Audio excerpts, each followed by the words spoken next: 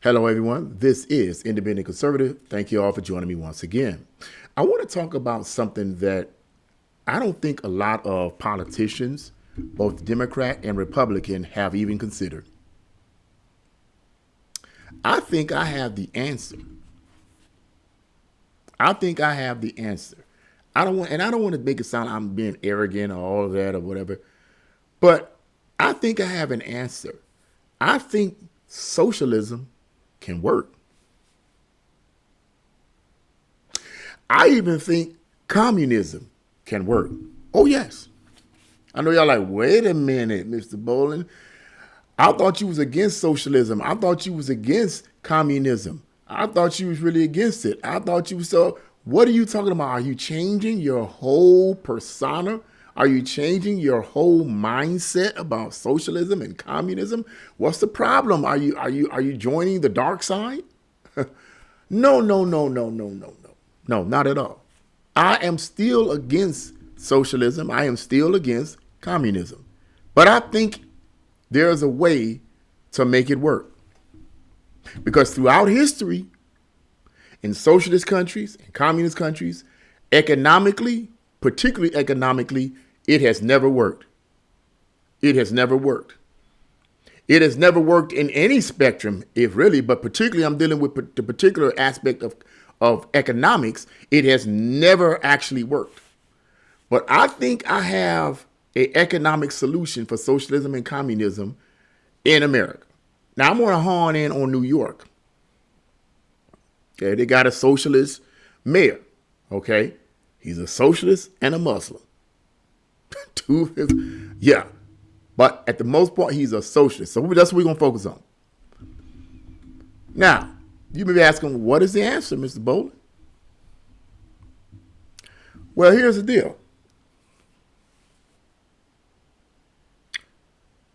Mayor Zoran Mamdani and many of these other socialist politicians posing as Democrats have these grandiose ideas of these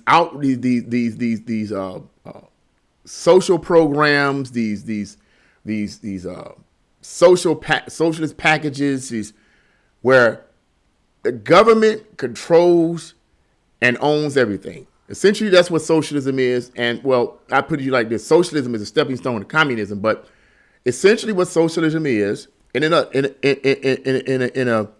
nutshell, is when the government controls a significant portion of the means of production in a company or business. Okay, they control the manufacturing and the pay and all of that. Communism is a step further. Communism is a step up from that. Okay, it's when the government controls everything. Communism is when they control everything. Communism is essentially socialism 2.0. Okay. Now, with that said, they have to use the money that they either forcefully took from the people in old communist countries, the old style, or the new style through taxation. You take the money from them through taxation, and then you take those taxes that you took from them, you basically stole from them, and you use that to pay for the programs. You pay the people and all that. That's how you do it. You take from people who have and you give it to others. The only difference is that they're doing it through taxes. I've said that before. Okay. Without the permission of the people. Then it's not like they're asking the people, hey, could I take your, could I take some of your money to use your money to pay for this program? Like I want to control all of the grocery stores. I want to be able to own all the grocery stores and control them and control the food coming in and the prices. Could I take some of your money? No, they don't ask. They just take it. Nothing you can do about it. Basically, it's stealing, right? That's what it is. But I got a solution. And I'm saying I'm going to hone in on New York. Rather than, let's just say, for instance, I'm gonna take just a wild guess. Okay, this is just a hypothetical number. Say, for instance, you have, I don't know, 5 million people in New York City itself. Now that's a wild number, but 5 million people. I'm just using it as an example. And out of that 5 million, 3 million voted for Zoran Mamdani. The other 2 million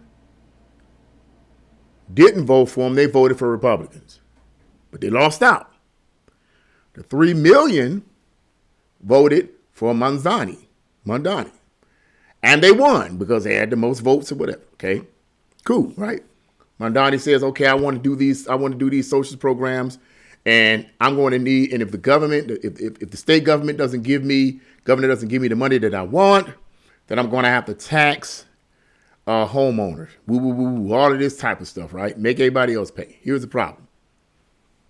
The solution is, rather than make everybody pay, in other words, those 2 million people that voted Republican or didn't vote at all, but they work for a living, don't make them pay for it. Don't tax them. Tax the people that voted for it. Tax the 3 million people that voted for it. In other words, double tax the 3 million people that voted for it rather than tax the 2 million people that didn't vote for it, but you're going to take their money anyway. You see what I'm saying? Take the 3 million people. Hey, I didn't vote for it. So why are you taking my money out of my check? Isn't that stealing? If I didn't vote for this politician, if I didn't vote for a socialist politician and someone else voted for him and they get in office and then the government takes taxes out of my paycheck by force, okay, to pay for a program that I didn't support, that I didn't vote for, isn't that called stealing? Yes, it is. Now somebody may say, how is that stealing, Mr. Bolin? Well, how else it is not stealing? Look, another scenario to say that that's stealing. I was using 2 people. I say, okay, say for instance, I'm a business owner, and I have 2 people, right?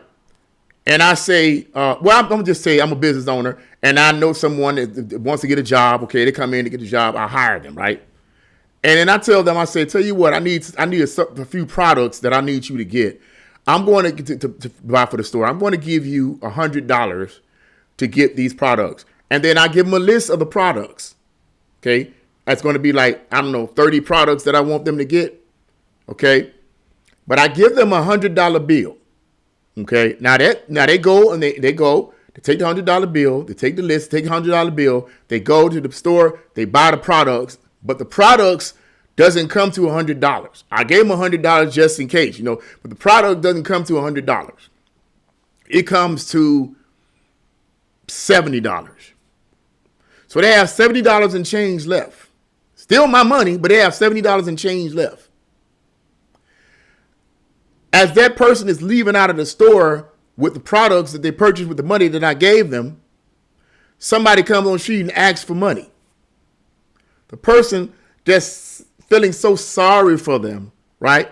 Rather than reach in their pocket and get their own money, they take that money, the $30 that they have left, and they give that money to the homeless person, making them feel like this avatar of moral supremacy or whatever. They feeling so good, and they're feeling so good about themselves. They help somebody, then they come back to me, and then I ask them, I say, okay, I got the problem. Says, was there any change? Yeah, but I asked him, can I give it to? Can I get it? Well, no, I don't have it. Why you don't have it? Well, I gave it to someone. He was homeless and he asked for it and I gave it to him.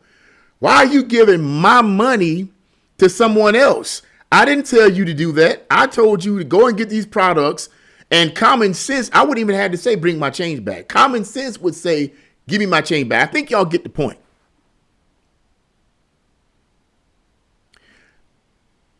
The money the government uses, that these socialists use, ain't their money. It's someone else's money. They're good. They're masters at deceiving the people and making the people think that they really care for them. Mamdani is a master at make with that smile, that beauty, the smile, which really, in my opinion, is deceptive. It's the devil's smile. Is a pure master. Pure master at smiling and making himself and his campaign rhetoric very appealing. Going to a grocery store, you have the camera pointed towards you. You're in a grocery store. As you're walking down the aisle, you have the cameraman showing the high prices in the groceries, and then showing Mamdani smiling and giving all these hand gestures and so forth to show how compassionate and energetic he is. Very, very, very convincing. But they never tell you, and it looks like they're truly compassionate, truly moral, truly care. But let me quote something that I myself had quoted before I even found out that he had said this. Thomas Sowell said this.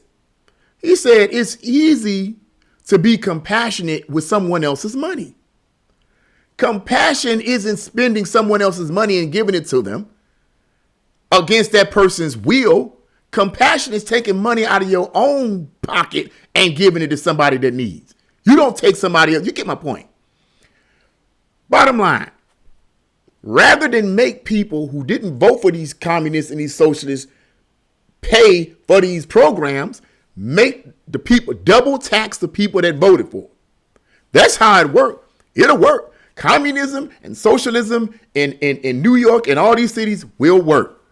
Just make the people who voted these individuals in office pay double taxes. And I guarantee you it'll work. But I guarantee you the next time around, they're going to be like, no, we're not voting for them anymore. I mean, isn't that what's happening in New York?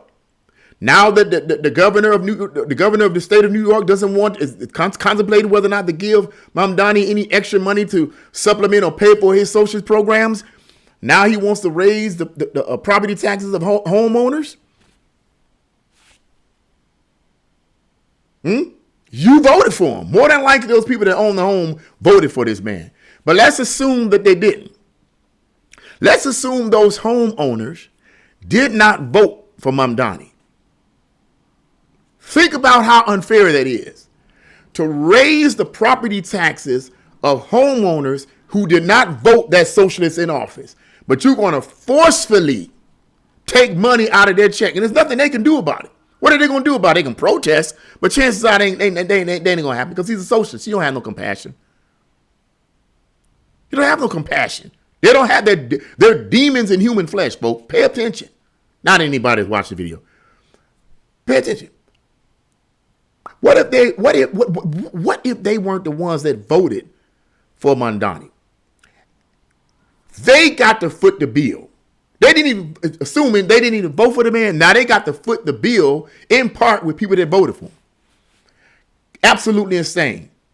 The proposal, double tax the people that voted for him and leave those alone that didn't vote for him. And guarantee you, at least for about 2 days, communism and socialism will work for those people that voted for it. Okay? Leave everybody else out. I think it's simple. But that's my solution. Make those who pay for it, make those who voted for it, pay double for it. And leave those out who didn't pay for it. Because who didn't vote for it. Because when you're messing with people, money who didn't vote for that, that's stealing. That's stealing. There's no other way around it. You taking somebody's money that didn't, even if they didn't vote for it, technically it's still stealing. But if you vote for it, you consciously know that your taxes more than likely are going to be the ones that are going to pay for the programs. At least I hope that these people think that. I hope these people know that. But for someone who didn't vote for these people, why should they pay for it? Why should they pay for these programs? They didn't vote for them. I'm just saying. That's my solution. Communism and socialism, it can work. Just make the people that voted for the communists and socialists in office pay double for it, double taxes for it, and then see how much it works for them. That's my word on it. That's my solution. What do you guys think? Leave the comments in the comment section below. Like, share, and subscribe to my channel. God bless you all. See you again.